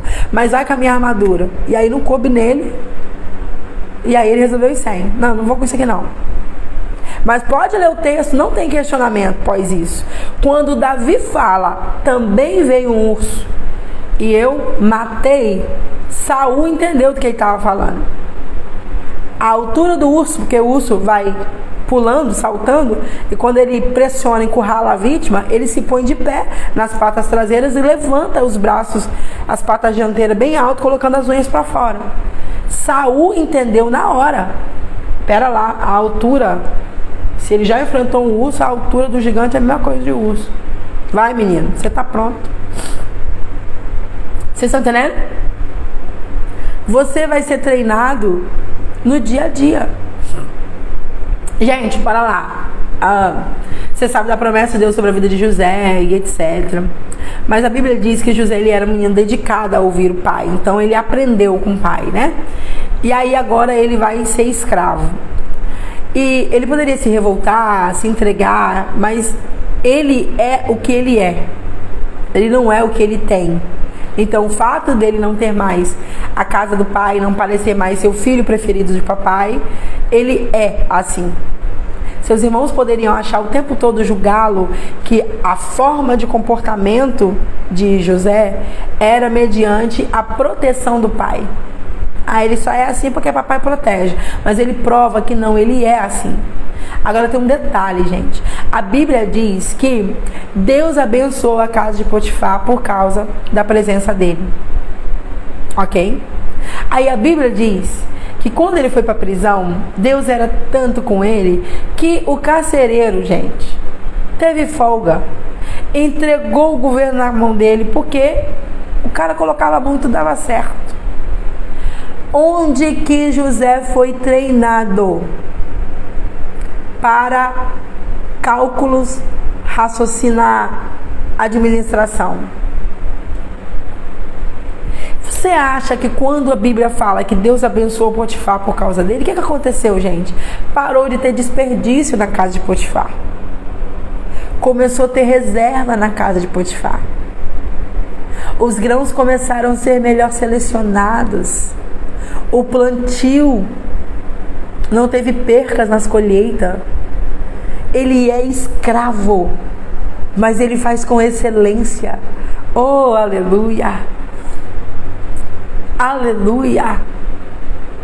Observe o texto que ele dá ao rei, ele dá a Faraó, a interpretação do sonho. Essa parte é que vem de Deus.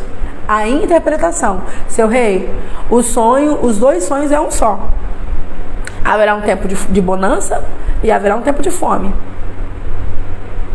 Esse tempo é 7 vacas, é 7 espigas, porque o tempo é 7 anos. Essa é a tradução. Ponto. Isso aqui é a parte espiritual. Agora vem a parte que ele é treinado. Então, coloque um homem sábio que reserve a 5ª parte dos grãos no tempo de bonança. Que amplie os celeiros e reserve a 5ª parte, para que no tempo de escassez haja mantimento. Gente, ele aprendeu isso aqui aonde, gente? Fala onde que ele foi treinado nisso aqui? A administração não está lá entre os 9 dons do Espírito. Aleluia. Ele foi treinado no seu dia a dia como escravo. Ele foi treinado no cárcere. Vocês estão entendendo? Então não despreze a rotina, o cotidiano, porque Deus te treina no cotidiano. Por que é que Deus escolhe treinar no cotidiano, gente?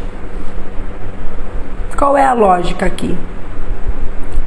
Se Deus tem algo com você tão extraordinário, tão gigante, que alguns de vocês aqui têm promessas extraordinárias, por que é que Deus resolve treinar no cotidiano, no oculto, no secreto? Porque caráter é revelado na intimidade. Caráter não é revelado em público. Aleluia. Caráter é revelado no cotidiano. Quando o livro de Efésios está dizendo sobre depois, para terminar, finalmente tomai a armadura de Deus, trabalhou antes o cotidiano. Porque agora que você cumpriu tudo que a Bíblia está falando na sua vida cotidiana, você está pronto para enfrentar o inimigo. Vocês estão entendendo? Se você pular a etapa para querer enfrentar o inimigo antes de vencer o cotidiano, você perdeu a batalha. Porque o inimigo vai te acusar, porque você não tem autoridade. É no cotidiano que você revela quem você é. Exemplo, nós podemos ver até no seio da igreja pessoas super amáveis em público, que você olha e pensa, Jesus, que simpatia. Nossa, deve ser o máximo ser casado com essa pessoa. Meu Deus. Mas em casa a pessoa não é assim, é mal-humorada o tempo todo. É grossa.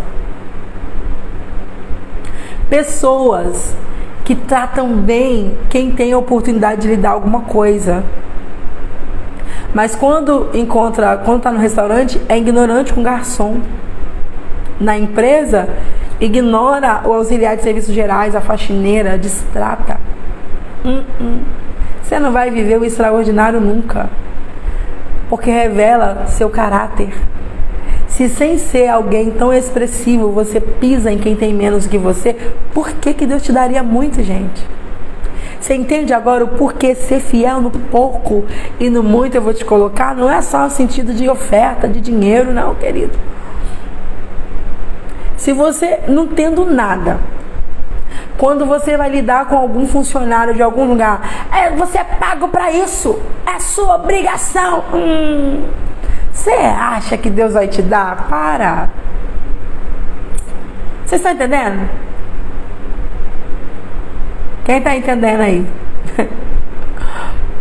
Porque se hoje eu sou um trabalhador comum como qualquer outro, aí porque eu fui pro posto de saúde e eu acho que a atendente lá, a recepcionista, ela é minha escrava, eu trato ela com o maior desrespeito,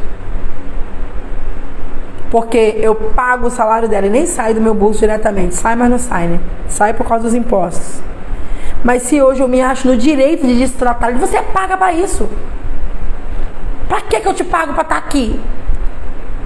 Se hoje, eu sendo um trabalhador comum, eu vou no restaurante, pedi o garçom, ele demorou, eu já distrato ele. Ou ele trouxe errado, eu sou ignorante com ele porque ele trouxe errado. E ele é o funcionário de outra pessoa, mas porque eu me acho no direito, como eu estou pagando aqui o meu almoço, o meu jantar, eu estou pagando o salário dele. Você sabe quem paga o seu salário? Sou eu, né? Chama o gerente pra mim, demite esse cara. Olha o que esse cara fez. Se hoje eu faço isso, você acha que Deus vai me dar poder de ter funcionário, gente? Eu pisaria em todo mundo. Vocês estão entendendo?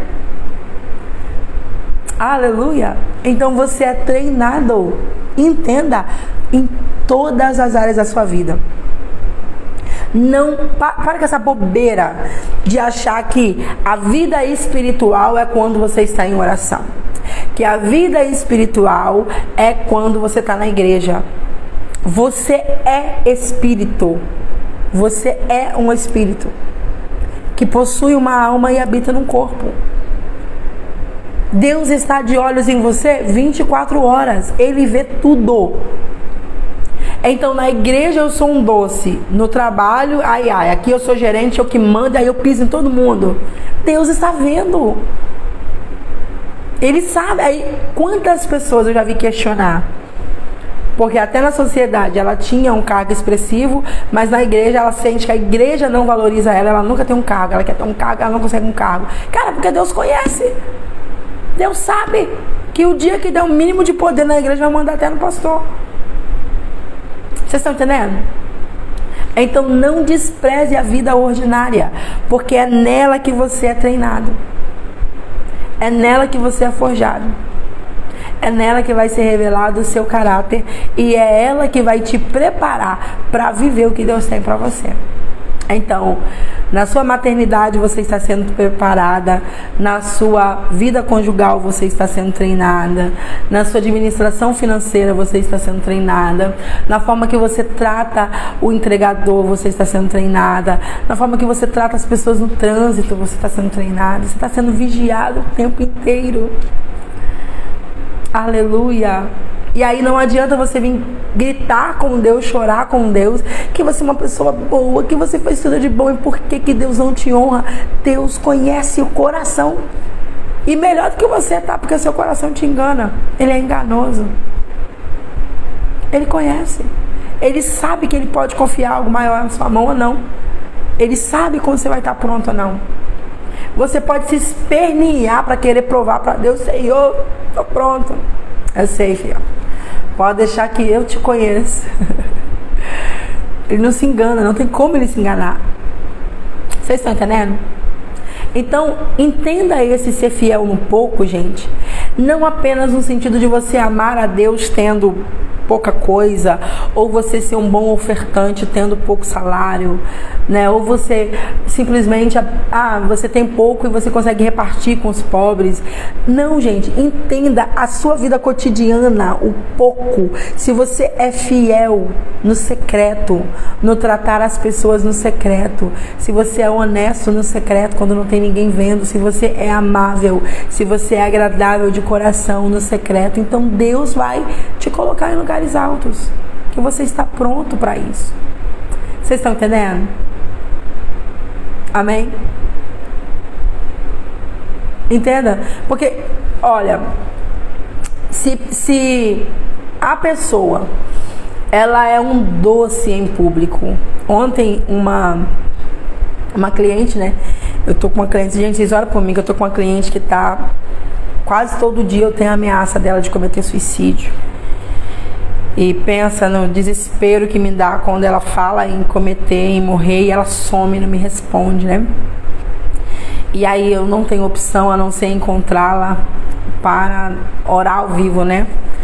Eu tô tentando tratar ela primeiro. Eu não gosto de orar por libertação antes de tratar, porque se a gente tira antes e a pessoa não coloca a casa em ordem, volta tudo, né? Volta tudo. Mas olha que interessante. Essa cliente, ela tá com depressão e diversas outras coisas, e ela é esposa de pastor. E ontem ela relatou para mim a sua dor. Ela disse para mim bem assim: me dói que ele é amável com toda a igreja e não vê que eu preciso dele. Eu acho que é um ciúme que eu tenho, eu não sei explicar, mas me dói ser a última a sair da igreja, todo escuta me matando. E ele é ótimo com as pessoas, ele tem uma atenção com as pessoas, você não faz ideia, mas ele não me ouve. Ô gente, ai, como isso sangra meu coração. Sangra. E aí ele determinou, ele não quer que ela passe pelo tratamento. Eu sugeri a ela, que a situação dela também tem pecados envolvidos, né? Eu sugeri a ela: olha, tira a mão do que você está fazendo, se isola, no sentido de parar de fazer, porque a gente está tratando libertação, não tem como você continuar fingindo que está bem. Aí ela mandou mensagem pra mim: eu conversei com meu esposo, ele não aceita, ele acha que essa não é a solução. Por quê, gente? Ele tá preocupado com o quê? Com a imagem dele, com o nome dele. E aí ontem ela me procurou desesperada, nem era atendimento, foi ela mandando mensagem, que ele quer, porque quer que ela vá pro psiquiatra para ela tomar remédio para dopar. Mas ela falou: mas eu já faço uso de medicação para ansiedade. Qual era a outra coisa? Insônia. E eu não sei se mais uma medicação vai me ajudar ou vai piorar. Mas o marido não quer o tratamento de libertação na esposa, não quer pausar ela, porque o seu nome vale mais. O que vale mais, gente? Ser um pastor amável, simpático, agradável para o público, para que a igreja me ame, e em casa eu tenho alguém da minha família não, a minha carne, né, a minha metade, querendo se matar. E um dos motivos, porque são vários fatores, mas um dos motivos é que, como pastor, eu abraço todo mundo, mas não abraço a minha casa. Vocês estão entendendo? Como é doído, como é difícil? Nesse caso, quem é simpático na rua, e não é o caso dele, que eu não sei como ele é em casa, né? Eu evito perguntar muito, porque eu conheço. Depois, como é que a gente volta a pregar na igreja da pessoa, né? Jesus, como é que eu prego aqui? Vou recusar os convites para lá agora. Então eu evito perguntar, né? Até porque eu não quero invadir. Então tenho tratado aquilo que ela tem me trago. Mas uma pessoa que a pessoa ela é simpática em público, todo mundo acha ela um amor, ela é engraçada, ela é legal, mas em casa a família não vê isso, gente. No mínimo, ela é narcisista. Porque o narcisista se preocupa com a sua imagem pública. O que as pessoas de fora vão falar de mim? Ele não se preocupa com quem ele é de verdade. E aí é um transtorno. E perigoso. Vocês estão entendendo? Então, a gente vai ser treinado no cotidiano. Se eu sou amável com os de fora, eu preciso ser amável com os de dentro. Se eu abraço os de fora, eu preciso abraçar os de dentro. Se eu ouço os de fora, eu preciso ouvir os de dentro. Aleluia. Então a gente vai ser treinado dentro. Para mim, a minha maior nuvem de testemunha é meu filho. Eu digo meu filho no sentido da consciência, né? Eu tenho 2 filhos. E toda vez, principalmente ano passado, quando ele foi fazer a postagem de descrever como ele me vê, cara, pra mim aquilo ali é a recompensa da vida. Porque vocês me ver como mulher de Deus é legal, é bom, é maravilhoso. Glórias ao nome de Jesus por isso. Mas vocês me veem apenas um momento. Agora, meu filho me vê 24 horas praticamente. E se meu filho que convive comigo consegue olhar pra mim, ver Deus na minha vida e ver que eu sou uma mulher de Deus, cara, então deve ser verdade. Triste é quando o filho tá ali pensando: ai, tá pregando ali, mas precisa ver como é que é. Eu sei o que eu passo em casa. Vocês estão entendendo? Então eu preciso entender que eu estou sendo vigiada e eu sou treinada nas rotinas do dia a dia, na conduta do que eu faço. Inclusive isso aqui vai revelar se você está apto a prosperar ou não. Alguns não vão prosperar. Alguns não terão mais o que para sobreviver. Porque Deus sabe que o dia que você tiver mais, você pisa em todo mundo. Mas não, eu tenho certeza, irmão, eu prometo que eu nunca vou fazer. Não, nunca. Deus sabe. Deus sabe. Você é barraqueira, sem dinheiro? Imagina você com dinheiro. Tô pagando. Imagina você com dinheiro. Você quer tirar satisfação com todo mundo. Tem que ser do seu jeito. Tem que provar o que disse, vem cá. Imagina você com dinheiro, processo. Que você falou de o quê? Pera lá, chamando meu advogado agora. Processo, vai ter que pagar agora. Você é desrespeitosa, desrespeitoso, sem dinheiro? Não, mas é a obrigação dele, ele está sendo pago para isso. Você pisa agora, você destrata um porteiro agora, você ignora, você não dá bom dia agora, mas você com dinheiro, você ia tratar como barata. Então Deus prefere você pobre, você chegando no céu, do que você rico e ir no inferno. Você está entendendo? Claro que, mesmo não tendo dinheiro, se você é assim, você também não seria salvo do mesmo jeito, né? Que aí você está sendo tratado. Mas a chance de você melhorar agora, de fazer menos pior, né? Se é que existe essa junção de palavras agora, é melhor do que quando você ter. Tá bom? Então, gente, seu propósito é algo que você faz. Entenda isso aqui. Seu propósito é algo que você faz e não algo que você observa. Se você está só observando, analisando, não é o propósito. O propósito é algo que eu executo, ele é prático. E aí, Paulo vai dizer em Filipenses, a partir do capítulo 3, 12, 14, também em Filipenses 4, 2, 3, ele vai dizer, né? Inclusive o autor está falando para a gente estudar a carta de Paulo, né? Esses 2 capítulos. Ele vai dizer, é uma junção. Ele tem os versículos e eu vou falar só o que ele diz sobre propósito.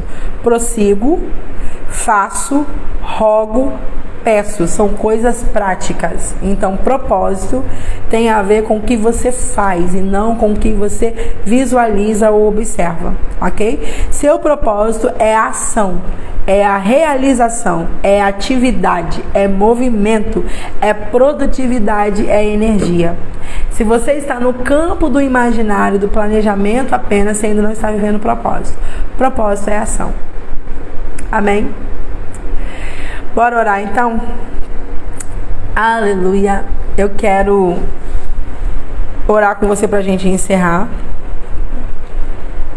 Louvar a Deus pela sua vida que esteve conosco aqui mais um dia. Amanhã, permitindo o Senhor, estaremos aqui novamente às 5h59, tá bom? Dia 2, preciso sempre falar pra você, pra te lembrar, porque também sempre tem gente nova. Dia 2 de março acontece o nosso Oi Filha, vai ser a nossa conferência de poder, de cura e libertação, tá bom?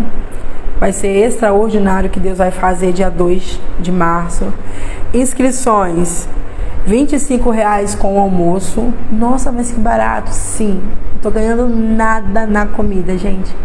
Nada vezes nada. Nem a moça tá ganhando muito, porque ela tinha aumentado a marmita dela. Eu falei, tem como você fazer por 15, por favor, por favor, por favor. E os R$10 é pra gente pagar o cerimonial, tá bom? A gente está alocando o cerimonial a nível de que você tenha um pouco mais de conforto, né? Você esteja ali no ar condicionado o dia todo, tem mais banheiros, né? Vai facilitar essa questão pra gente, tá bom? Ah, não quero almoçar, não tem problema, R$10. Teremos cantina lá também. Inclusive ontem uma caravana fechou. E aí quando eu fui lá, ela mandou o total e o nome das meninas. Eu falei, tudo sem almoço? Ela a gente tá apertado, o lugar é um pouquinho longe, a van ficou cara, né? E a gente tá apertado, tem que pagar a van e tal, então nós vamos sem almoço. E aí, eu queria poder fazer mais, mas eu não posso, porque eu não posso dar almoço, né? Mas aí ela perguntou até que prazo ela poderia garantir. Eu falei, ó, o almoço a gente vai fechar no máximo até 4 dias antes do evento. É o prazo máximo de inscrição com o almoço. Aí ela falou que vai lutar lá e se conseguir avisa pra mandar o valor do almoço, né? Então, mas se você quiser vir sem almoço também pode, é R$10, tá bom? Lembrando que é o dia todo. Você pode, mas aí você vem preparado pra cantina, tá bom? Porque a fome não pode te atrapalhar de receber poder, ok? O pessoal tá me perguntando sobre o jejum. Ah, eu quero receber o batismo do Espírito Santo no dia, eu quero tal dom, que tipo de jejum eu tenho que fazer e tal. Gente, toda renúncia agrada a Deus, tá bom? Toda renúncia vai agradar a Deus. Você pode levantar um propósito, nós temos a partir de hoje exatamente Exatamente não, ia dar 30 dias, mas esse mês é 29, né? Então a gente tem... Vocês contam aí, gente, quantos dias tem pro evento? Vai dar tipo isso, quase 30 dias. Um mês, né? Porque esse mês tem um dia a menos. Né? Hoje é 2 e o evento é dia 2. Você pode levantar um propósito com o Senhor de jejum. A renúncia, entendendo, você quer algo dele, tem que doer em você, tá bom? Então, o jejum tá muito, muito facinho, então tá na hora de você aumentar esse período, ok? Então tem que doer em você. Mas no dia do evento não é pra vir de jejum, ninguém de jejum, nem eu vou estar de jejum, tá bom? Já avisei minha equipe, olha, toda a nossa renúncia, ela é antes, né, pós o feriado, agora que o nosso propósito de 20 horas de jejum vai até o feriado, até dia 9. E aí, falei com elas, dia 9 vocês estão de folga, inclusive para comer, que nós estamos 30 dias também sem trigo e sem açúcar. Falei, vocês estão liberadas para comer, tal. Passou o feriado, jejum de novo. Eu vou entrar no de líquido total, né? Tô vendo com Deus quantos dias eu vou fazer. Na minha cabeça parece que vai dar certo eu fazer 12 dias, mas eu não sei, né? Se eu sobreviverei 12 dias inteiros sem comer, né? Só com líquido. Eu pretendo fazer 3, ver como é que meu corpo vai reagir, porque já tem tempo que eu fiz o de 3 dias.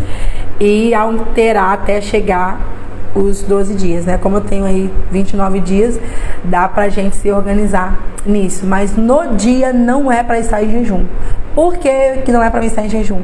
Porque o poder de Deus é derramado conforme a sua estrutura física. Se você estiver muito cansado, se você estiver debilitado, você vai receber menos do que poderia receber. Tá bom? Então, o poder de Deus, gente, deixa a sua carne quebrada. Olha, tem vezes que a gente faz libertação nas pessoas, aquelas demoradas, sabe? E aí a pessoa fala bem assim, meu Deus, como eu tô leve, nossa, que alívio. E a gente no outro dia acorda moído, mancando, dor nas costas, dor de cabeça, dor no pescoço, dor no ombro, quebrado. Porque foi uma demanda muito alta, né? Só que o que eu observei? Quando eu faço impartição, quando é um evento de poder, o cansaço em mim é maior do que a da libertação. Muito maior. Muito maior. Dependendo da forma que Deus usar, eu vou ficar no outro dia de cama. Fica de cama mesmo, gente. Porque essa carne não suporta. Então eu preciso preparar essa carne para ela receber. Se eu quero mais dela, eu preciso preparar ela para receber. Então, no dia do evento, antes, descansem, durma bem a semana do evento, tá bom? Alimente-se, venha alimentado. Por isso que vai ter comida ali para você comer, para que a sua carne resista. Senão, uma gotinha de poder, você já tá desmaiado e passa o evento todo desmaiado. E eu nem tenho salinha para jogar você para lá. Tá bom? Se eu tivesse na sala, eu jogava, deixa ela dormindo aí até acabar o evento. Nem tem sala pra isso, gente. Tá bom? Eu quero orar com vocês pra gente encerrar. O jejum de líquido eu que vou fazer, tá, gente? Não tô sugerindo vocês fazerem, não. Eu vou fazer porque nós estamos na frente. Quem tá de frente tem que pagar um preço maior, tá bom? Mas aí é sem nada sólido, sem sopinha batida, sem nada mastigável, sem comida, né? Suco, café, chá, enfim, essas coisas, tá bom? Mas eu estou fazendo porque eu preciso muito de Deus para ministrar vocês, tá bom? Glória a Deus. Eu propus o jejum amanhã e desde quarta eu estou com infecção urinária. No meu jejum de 40 dias eu tive infecção urinária e eu tive que tomar antibiótico. E aí foi difícil porque eu tinha o antibiótico que você tomar com o estômago vazio, né? Machuca o estômago. Então os primeiros dias foi bem difícil e várias pessoas falaram, fala com Deus, só nesse período do antibiótico você vai falar, não, o diabo não vai me vencer nisso, pá, tal. E eu consegui vencer, tá bom? Foi bem complicado. Nas primeiras vezes de jejum pode ser uma quedinha na imunidade. Eu tô falando de jejum prolongado, igual esse, gente. 40 dias sem comer, né? Você vai ter uma queda ali na imunidade. Mas o que você tem que fazer? Se você vai fazer jejum prolongado, você tem que tomar vitamina, tá bom? Tome vitamina. Compra vitamina baratinha lá na farmácia, esses complexos tudo junto ali, que tem complexo B, principalmente, vitamina D. Tome sol, gente. Tome sol. E aí você jejum, tá bom? Você pode deixar uma refeição, né? Você é iniciante. Posso deixar uma refeição, a janta? Pode, todo sacrifício é válido. Lembrando que o sacrifício de jejum mínimo é de 8 horas. Eu não aconselho tirar o líquido para quem está iniciando. Deixa o líquido, tá bom? Você vai tomar o líquido, pula a refeição. Só que aí, por exemplo, pular a janta dá certo porque tem a noite toda, né? Mas o mínimo de 8 horas, gente. Então, exemplo, o meu jejum de agora eu pulo janta e café da manhã. Vai ser um total de 20 dias, ou de 30 dias, o jejum de 20 horas. Então eu tenho uma janela de 4 horas que não dá pra comer. Porque você almoçou, perdeu a fome, deu a hora de encerrar o jejum, você tá com fome ainda, né? É mais por vontade mesmo, assim, de ter o cafezinho da tarde. Então eu tô jejuando 20 horas durante esses 30 dias, né, pro evento. Não só eu, mas como a maior parte da equipe também está no mesmo propósito, na mesma pegada. Mas a gente tá de frente e eu já vinha antes fazendo, tá bom? Eu não peguei do nada, tanto que eu não tô sofrendo nada nesse jejum. Eu tento falar com o Senhor, tá fácil, hein? Vou voltar com uma refeição diária, mas eu acredito que é a janela, né? Porque antes a minha janela era às 6 horas e agora a janela é às 13. Eu começo o jejum às 5 da tarde e vou até às 13 horas, Ângela. Começo às 5 da tarde e aí vou até às 13 horas. Então eu almoço, né? A minha janela tá às 13 porque meio-dia é o meu horário de oração, né? Então eu não quis burlar, né? Aí eu almoço 1 hora e aí, exemplo, 4h30, 4h40 eu posso tomar um café. Poderia comer de novo, jantar? Era meu plano, né? Mas não cabe. Incrível, não cabe. Talvez vocês iniciantes vai sentir fome, mas como eu tinha acabado de vir de 40 dias, eu acredito que o estômago dá uma diminuída. Então não cabe. Então se eu almoço, dependendo principalmente do que eu almocei, 4h30 eu tô sem fome nenhuma, entendeu? Aí às vezes eu tomo café porque eu acho, tem um carinho assim que eu sinto de sentar de tarde com cafezinho. Tipo, eu tô morrendo de saudade de bolo, porque eu amo sentar para tomar café com bolo, porque eu sinto esse carinho, não sei porquê. Quer dizer, sei, quando minha mãe vivia muito fora de casa, então quando ela fazia bolo, eu acho que eu tinha a impressão que agora ela estava ali. É uma linguagem de amor, bolo, entendeu? Tanto que no dia que a minha cunhada dormiu aqui, eu acordei, ela fez bolo, né? Foi na virada, ela dormiu aqui e falou, eu vou fazer um bolo e tal. E aí quando eu acordei de manhã tinha o cheirinho, ela acordou muito cedo do bolo. Gente, mas como eu me senti amada, aquilo me preencheu. E aí foi nesse dia que eu falei, agora eu entendi porque que eu gosto de bolo. É porque era quando mãe estava em casa, né? Mãe nunca estava em casa. Tá bom? Então é isso. Vamos orar, as inscrições estão no link da bio, R$10 sem almoço, R$25 com almoço. Traga os enfermos, esse tem sido o nosso grito. Digamos que você tem um enfermo na sua igreja que não só está enfermo, como não tem como mesmo, sabe? Ele não tem como, ele não tem R$10 para fazer a inscrição, porque dirá 25 para almoçar. Abençoe a vida dele. Deus vai te recompensar muito. Não tenha dúvida, tudo que você planta na vida de alguém aqui, a Bíblia diz que você está fazendo diretamente para Deus, tá bom? Sim, no dia eu vou estar com a janela aberta, vou estar terminado o jejum. No dia eu vou estar comendo bolo, pode deixar. Vai trazer bolo pra mim? Vou ganhar bolo, gente? Aí, vou ganhar bolo. Vamos orar então, pra gente encerrar? Estamos ainda maravilhados pelo que Deus fez ontem, né? Estamos ainda flutuando dentro do que Deus fez ontem. Então nós cremos que até chegar lá, muitas coisas Deus irá fazer, tá bom? Vou orar, gente. Eu tenho compromisso daqui a pouco e eu tenho vários compromissos hoje, tenho que dar conta de muita coisa hoje. E foi uma honra estar aqui com vocês. Amanhã, 5h59, se Deus permitir, nós estaremos aqui novamente, tá bom? Vamos orar? Pai, nós te agradecemos, te louvamos, te rendemos honras, glórias ao teu nome. Só tu és digno de toda a honra, de toda a glória, de todo o louvor. Eu apresento, Senhor, este dia em suas mãos uma vez mais. Consagramos o Senhor o nosso dia. Estamos aqui primiciando o nosso tempo ao Senhor. Consagre o nosso dia, que seja um dia produtivo, um dia de paz, um dia de muitas portas abertas, um dia de criatividade, Senhor. Senhor, estamos hoje 28 dias falando de propósito. Eu queria orar por isso. Põe a mão na sua cabeça, você que pode.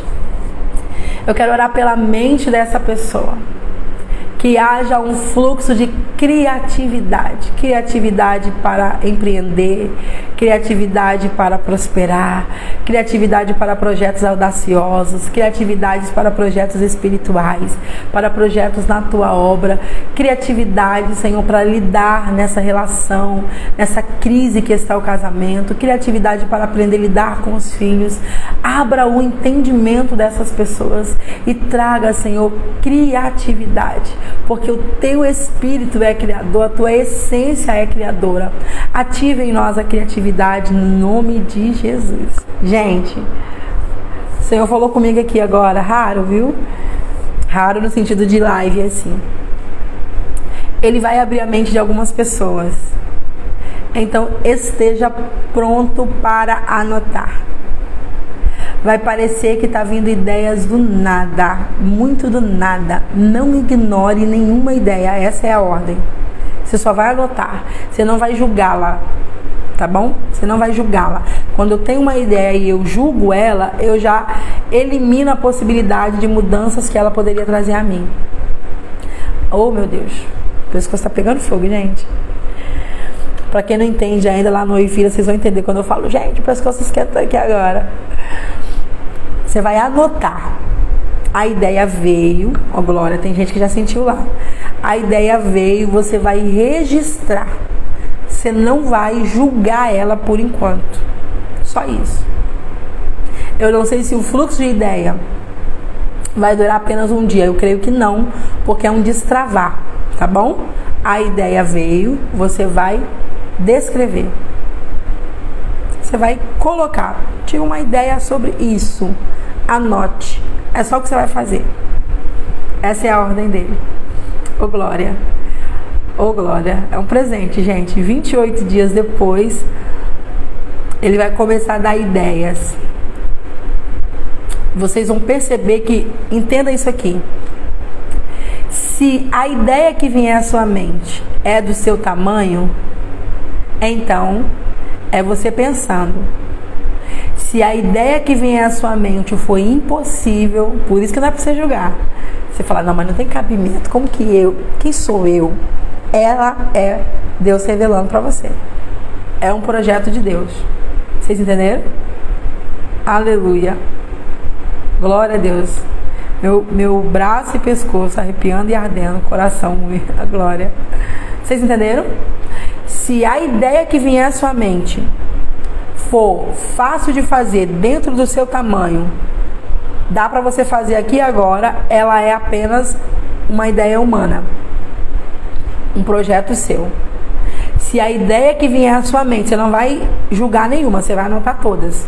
Se a ideia que vier à sua mente for te dar trabalho, for impossível, requerer recursos que você não tem, então você saberá que é um projeto de Deus. Você não vai descartar nenhuma delas.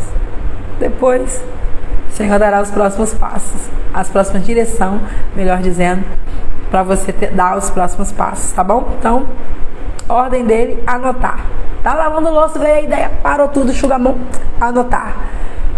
É isso que você vai fazer, só anotar. Eu acredito que algumas vocês já vão receber entendendo como, para que, onde. Mas a maioria vocês não vão entender. Gente, mas que ideia louca que eu tive agora. Tem que só anotar, né? Eu tive uma ideia.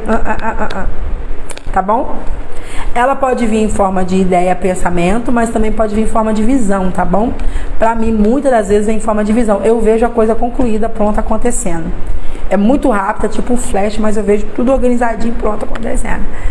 Então, pode vir em forma de visão, em forma de pensamento. Tá bom? Se vier em forma de sonho, anote também. Como que eu saberei? Porque vai ser projeto futuro. É um sonho para projeto futuro. Tá bom?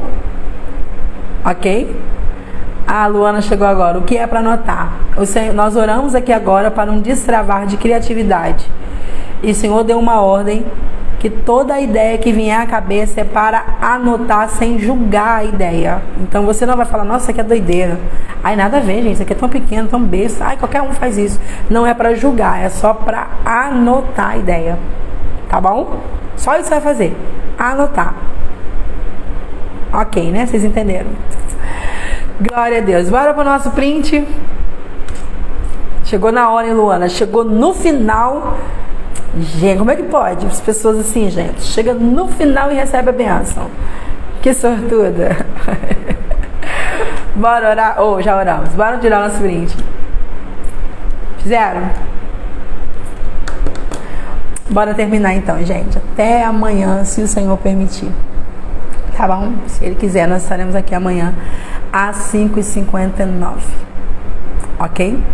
Deus abençoe. Isso aí, é para anotar tudo. Não julgue nenhuma, tá? Algumas vão ser muito loucas.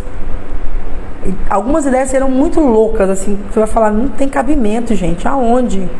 Como? Quem sou eu? Ninguém nunca fez isso na vida.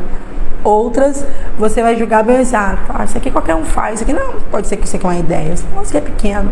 Só anote. Tá bom?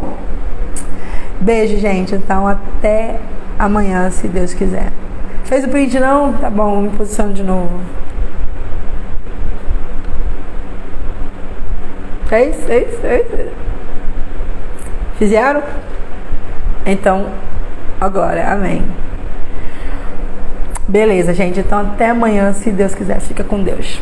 Quando orar, lembra de mim, tá bom? Esquece não. Tchau.